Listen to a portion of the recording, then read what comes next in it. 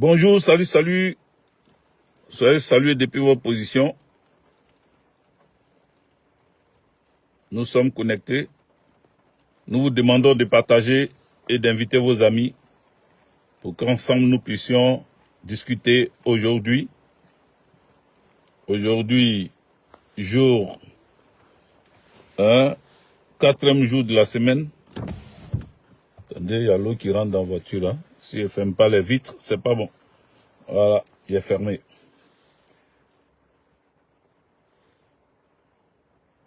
Comme je disais, nous sommes jeudi. Alors partagez cette vidéo. Dites à vos amis que nous sommes en direct. Mettez des cœurs, sécurisez le live afin que nous puissions parler. Voilà. Soyez salués, je suis le général Modibo Goïta, Djedje Dobo Blake, Gbagbo Sankara, Sékou Touré, Cheikh Anta Diop, Ibrahim Traoré, général Tchani. Je suis là avec vous pour que nous puissions parler. Voilà. Il faut parler parce que la parole libère. La parole libère car elle peut affranchir. Voilà. Certaines personnes qui sont bloquées dans l'esprit, qui sont bloquées dans la tête. Soyez salués. Minungu, Daniel, big up à toi, bonne arrivée. Depuis le Burkina Faso, effectivement, tu es le premier que je vois le commentaire, dont je vois le commentaire. Alors, toi-même, tu sais que c'est du Burkina Faso que je vais parler aujourd'hui. Mais bien avant de parler du Burkina Faso, je vais vous donner l'introduction de cette vidéo. Je salue toutes les personnes éprises de paix et de liberté, les personnes éprises de souveraineté qui ont besoin de s'affirmer. Je voudrais ici vous dire qu'il y a une personne encore qui nous a quittés. Cette personne était président du Conseil constitutionnel sous Dramane Ouattara. Cette personne est décédée. Je voudrais ici dire Yakou à sa famille. Mais à travers ce décès-là, dis à une personne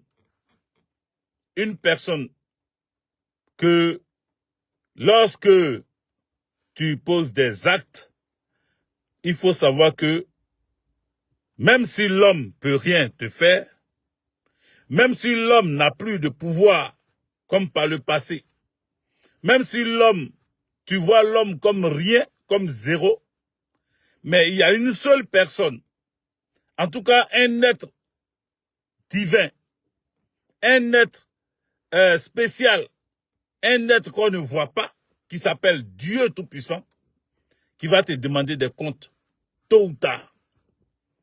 C'est pour cela que je voudrais dire aux Lilliputiens, si c'est Bakongo, que tu vois, à l'époque, il y a eu des gens virulents comme toi, plus que toi, pardon. Il y a eu des personnes qui se sont dit que Gbagbo Laurent va jamais mettre ses pieds en Côte d'Ivoire. Il y a des gens qui ont dit que Gbagbo devait mourir. On ne devait plus le voir exister. Il y a des gens qui ont été très virulents par le passé. Mais ils ne sont plus de ce monde. Toute chose a une fin. Et les personnes comme toi, qui veulent s'affirmer dans le mal, Dieu ne dort pas. Voilà. Les amis, il faut partager, mettez des cœurs. Est-ce que vous êtes là? Je ne vous sens pas. Quand je suis connecté comme ça, partagez ça dans les groupes, partagez ça dans les inbox, partagez ça sur des plateformes, partagez ça dans des WhatsApp, YouTube, partagez partout où vous pouvez. Mais il faut que cette vidéo atteigne le nombre de vues qu'il faut. Il faut que cette vidéo puisse atteindre le nombre de vues. Vous comprenez? Donc, continuez de faire monter le mercure pour que ça nous donne de l'inspiration, beaucoup d'inspiration pour parler. Parce que sans inspiration, on peut avoir le contenu, mais pour livrer ce contenu-là, ça serait compliqué et difficile. Donc, à vous de nous donner le courage, la force de pouvoir vous donner le contenu, ce qu'on a en nous, ce qu'on a, on a comme analyse, ce qu'on a comme information. À vous de nous donner ce courage en mettant des cœurs, en partageant et en vous abonnant. Abonnez-vous nombreusement. Ça aussi, ça contribue à la lutte, au combat. Alors, je voudrais dire, pour commencer cette vidéo, réellement dans le vif du sujet, j'ai dit que je vais parler du Burkina Faso. Vous savez, depuis que le capitaine Ibrahim Traoré a pris le pouvoir au Burkina Faso, des tractations ont commencé, des coups bas, des coups louches ont commencé pour détruire le capitaine Ibrahim Traoré, puisque la vision du capitaine Ibrahim Traoré dérange certaines personnes. Alors, tout a été mis en œuvre pour que Ibrahim Traoré tombe. Mais Ibrahim Traoré tient encore la route. Nous avons vu des personnes mises aux arrêts, comme on appelle au Burkina Faso, des gendarmes venant de la Côte d'Ivoire. Et nous avons vu aussi un militaire et un VDP arrêtés aussi en Côte d'Ivoire. Les amis, vous avez compris que il y a un bras de fer qui ne dit pas son nom et qui continue d'exister entre la Côte d'Ivoire et le Burkina Faso. Mais d'où vient ce bras de fer? Pourquoi ce bras de fer? Pourquoi les autorités ivoiriennes veulent forcément voir Ibrahim Traoré tomber? Parce que pour eux, Ibrahim Traoré est trop jeune pour tenir tête à Alassane Dramane Ouattara. Ibrahim Traoré est le petit-fils d'Alassane Dramane Ouattara parce qu'il veut l'amener ça dans une affaire de sentiments, dans une affaire de cœur, de familiarité. Ils veulent détourner le vrai débat qui est de lutter pour la souveraineté des États. Le capitaine Ibrahim Traoré ayant refusé de se soumettre, ayant refusé de ramper, de faire comme le père Daloua ou bien de faire comme Damiba, on va trouver tout près là. Ibrahim Traoré est pris pour cible. Les soldats burkinabés sont attaqués à la frontière Côte d'Ivoire-Burkina. Et aujourd'hui, quand ils voient Ibrahim Traoré décider d'équiper, d'armer suffisamment son armée, ça commence à s'inquiéter. Ça commence à avoir peur. Ça commence à s'effrayer. Les gens ont peur parce que Ibrahim Traoré est en train de s'armer suffisamment. Ça fait peur. Ça fait trembler. Ibrahim Traoré n'a pas l'argent. Il n'est pas allé, comme on appelle, escroquer, casser la BCAO. Il n'est pas allé braquer lui et moi pour pouvoir récupérer l'argent en fait d'équiper son armée, les FDS. Non, non, non. Ibrahim Traoré a demandé la contribution du peuple burkinabé. Tous les Burkinabés se sont levés comme un seul homme. Chacun mettant la main à la poche. Chacun a donné ce qu'il pouvait. Chacun a déposé ce qu'il pouvait. Les opérateurs économiques, les élèves, les étudiants, les commerçants, les commerçantes, les agriculteurs, chacun a mis la main à la pâte pour que le Burkina se dote d'armements sophistiqués. À l'heure où je vous parle, le Burkina est suffisamment équipé et le Burkina n'arrête pas à s'équiper. Ils vont continuer encore à s'équiper. Oui, le Burkina sera tellement équipé militairement que ça va contraindre ses voisins, d'abord dans un premier temps, et l'extérieur de l'Afrique dans un deuxième temps. Mais les voisins les plus réfractaires, c'est la Côte d'Ivoire, où séjourne un Alassane Dramane Ouattara, qui avec ses partisans veulent coûte que coûte humilier Ibrahim Traoré. Et comme ça n'arrive pas, ils ont compris que le petit est en train de devenir très grand. Il est en train de devenir suffisamment grand. Il fait peur à tout le monde. On décide alors d'aller rencontrer Ibrahim Traoré. Le ministre de la Défense de Côte d'Ivoire, Téné Brahima, qui est fils ou frère, en tout cas il est un des deux, de Alassane Dramane Ouattara, veut parler au ministre burkinabé, ou du moins à parler au ministre burkinabé. Parce que ça commence à se durcir. Ça commence à ne plus être compréhensible. Ils ont tout fait pour pouvoir mettre le petit dans leur poche, mais ça ne passe pas. Ils ne comprennent pas. Ils ont envie de disloquer l'AES. Ils ont envie de casser l'AES, diviser l'AES. Donc, ils font des approches à un membre, pensant que Ibrahim Traoré, débordant de jeunesse et d'énergie, va tout de suite embrasser Alassane Draman Ouattara, yeux fermés, bouche fermée, oreille fermée. Il va se jeter dans les bras d'Alassane Draman Ouattara. Ça ne peut pas arriver. Et sachez que Ibrahim Traoré est à fond dans l'alliance du Sahel. Il est à fond dedans, à 100%. Et ça, là, ça vous fatigue. Cher ami, je ne sais pas si ce mur-là aussi a été bloqué, ou cette page-là aussi a été bloquée, mais je ne vous sens pas. Il est 20 h. Je suppose que vous êtes à la maison et que vous avez allumé votre votre téléphone, et normalement, il faut partager. Parce que depuis là, ça traîne dans 77, après ça descend. Quand ça arrive à 77, ça redescend. Au lieu de continuer à monter, ça descend. Donc, il faut partager. Défiez-les en partageant, en mettant des cœurs. Poussez, poussez, poussez pour que cette vidéo puisse monter. Voilà, atteignons, dépassons même les 100 personnes en direct. Allons-y plus haut encore parce qu'on peut le faire. On l'a déjà fait, donc on peut toujours le faire. Voilà. Faut pas que les gens nous bloquent. Pendant que je suis en train de parler, vous, manifestez-vous.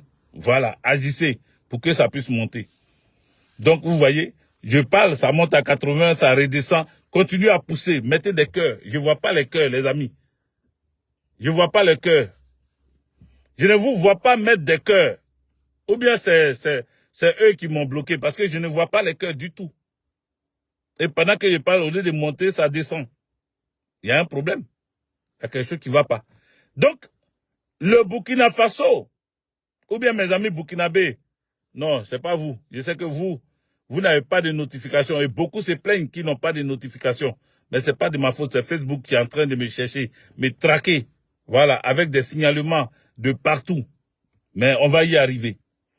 Donc le Burkina Faso aujourd'hui fait peur à Alassane Draman Ouattara jusqu'à ce qu'il envoie son ministre des Affaires étrangères et son ministre de la Défense pour venir parler. Depuis ils sont là.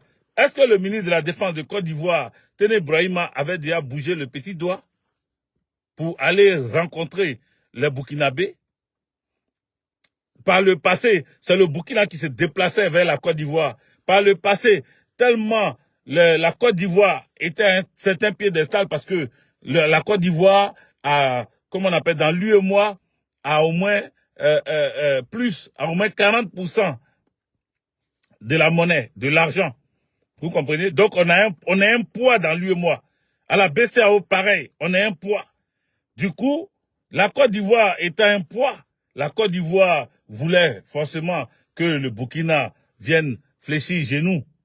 Mais aujourd'hui, il se trouve que, malgré votre argent que vous avez, le Burkina Faso a des armes.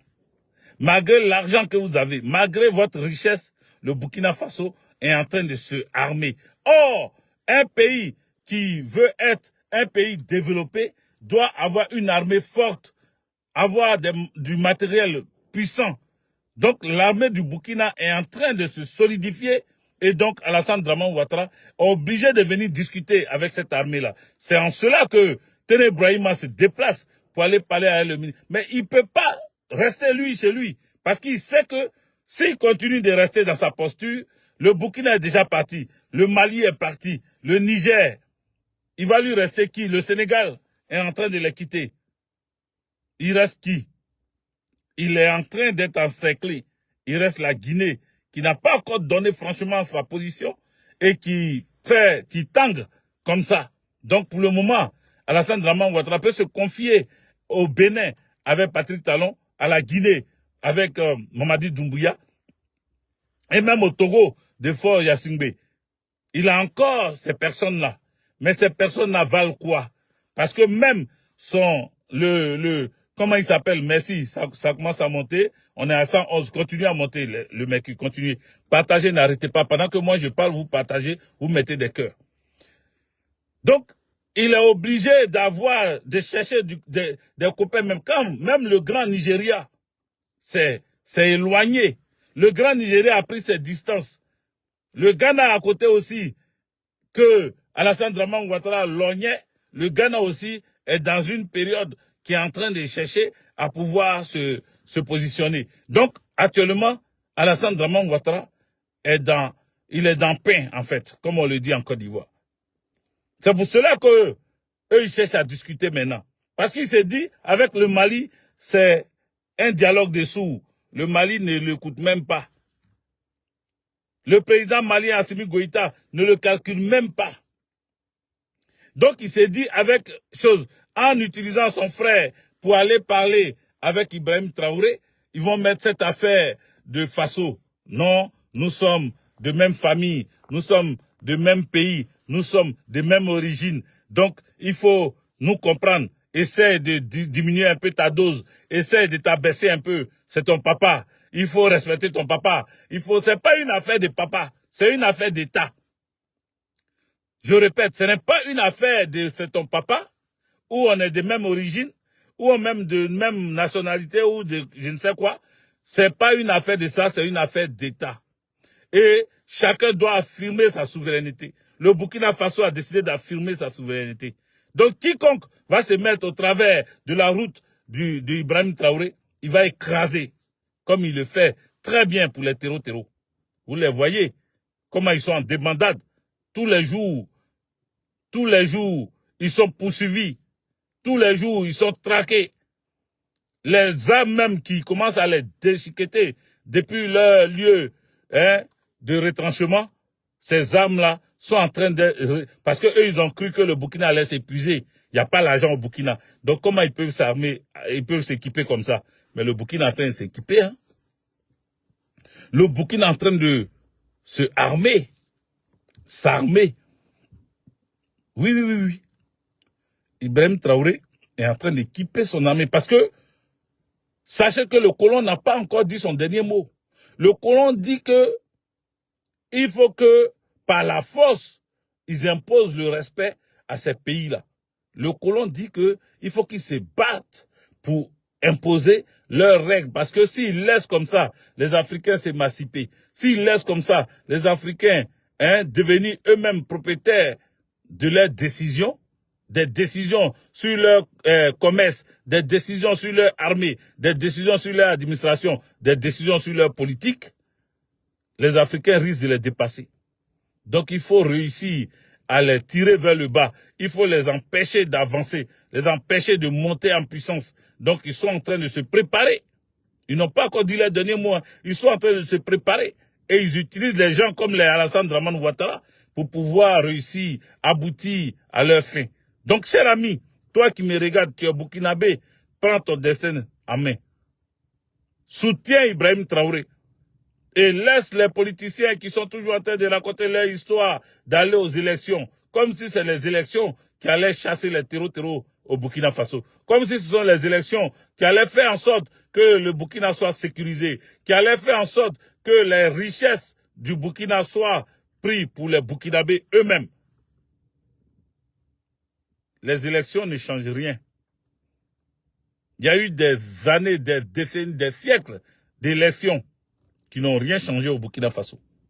Aujourd'hui, le jeune capitaine est en train de révolutionner l'agriculture. Il est en train de se battre pour que l'armée soit une armée qui monte en puissance. Il est en train de se battre pour qu'il y ait un changement propre, mais pour les Burkinabés, avec les Burkinabés. Et c'est ce qu'il est en train de faire, et pas les Burkinabés. Donc il se bat pour que le Burkinabé lambda se sente fier partout où il met les pieds. Donc voici mon message concernant le Burkina pour dire qu'il faut saluer Ibrahim Traoré. Et il faut éviter de chercher à mettre cette histoire qui est dans la bouche des politiques. Allons aux élections, allons aux élections. Les élections se feront, mais les élections ne se feront pas avec des terreaux partout dans les 4 coins cardinaux du Burkina Faso. Non. Il faut les débarrasser. Donc s'ils veulent vraiment aller aux élections, il faut qu'ils aident Ibrahim Traoré à chasser les terreaux de leur pays. C'est de cela qu'il s'agit. Donc, ceci étant dit, je voudrais ici vous dire que le 11 mai, nous allons à Lyon. Je voudrais vous dire ici que nous allons à Lyon le 11 mai, parce que le président Laurent Gbagbo a déposé sa candidature. Le 10 mai, il aura un événement en Côte d'Ivoire. Il aura une convention qui va décider officiellement en Mondiovisio que c'est Gbagbo Laurent qu'on a choisi et le nom de Gbagbo Laurent sera, comme on appelle, donné dans cette salle pour que le président Laurent Gbagbo soit président, candidat pour les élections de 2025. Donc, en accompagnement de ce oui des membres du PPACI, de ce oui des Africains, des Ivoiriens, tout le monde est invité, en tout cas en Europe ici. Ceux qui ne seront pas à Abidjan pour assister à cet événement, parce que ce sont des délégués qui seront choisis. Mais ici à Lyon, ça sera nous, peuple africain, qui allons tous aller dire oui à Gbagbo Laurent. Qui allons tous aller dire oui, nous voulons Gbagbo Laurent comme président. Mais c'est, comment on appelle, 3 événements en un. Ce jour-là, c'est 3 événements en un, le 11 mai à Lyon, c'est 3 événements en un. Il y a le secrétaire général de section qui va faire de Lyon, le camarade Kipré, qui va faire son investiture. Le camarade Kipré fera son investiture. Ça, c'est le premier événement. Le deuxième événement, il va être présenté parce qu'il vient d'être nommé coordinateur régional du Rhône-Alpes, Auvergne et Rhône-Alpes. Donc, il sera présenté au peuple africain qui sera présent. Ensuite, le troisième événement, c'est le oui officiel que les peuples africains hors de la Côte d'Ivoire, mais résidant en Europe, en France, voici ce que ces peuples-là vont venir dire pour Laurent Gbagbo. Nous aussi, dans la diaspora, nous allons accepter la candidature de Gbagbo Laurent. Nous allons dire oui à sa candidature, car nous ne voyons pas d'autres alternatives. C'est Gbagbo Laurent ou rien. C'est lui qu'on a besoin pour diriger ce pays-là et qui va redonner vie aux Ivoiriens et aux Ivoiriennes qui souffrent depuis des décennies. Donc voilà le message qui est clair. Allons tous à Lyon. Allons tous à Lyon. Lyon, c'est ma zone. Voilà. C'est à Lyon. Quand je suis venu en Europe pour la première fois, en France pour la première fois, c'est à Lyon que je suis descendu. Lyon, c'est ma base. Donc, désormais, je serai à Lyon, j'irai à Lyon pour que nous puissions travailler ensemble, afin de mobiliser les dignitaires, les enfants de Gbagbo Laurent. Parce que Lyon, ce que vous ne savez pas, c'est qu'à Lyon, il y a beaucoup de pro-Gbagbo. Il y a beaucoup de pro-Gbagbo à Lyon.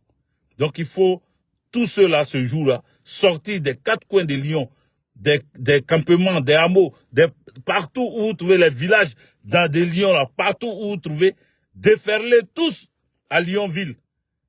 Allez-y tous à Lyon. Trouvons-nous à Lyon. J'y serai. Et je le dis, j'y serai.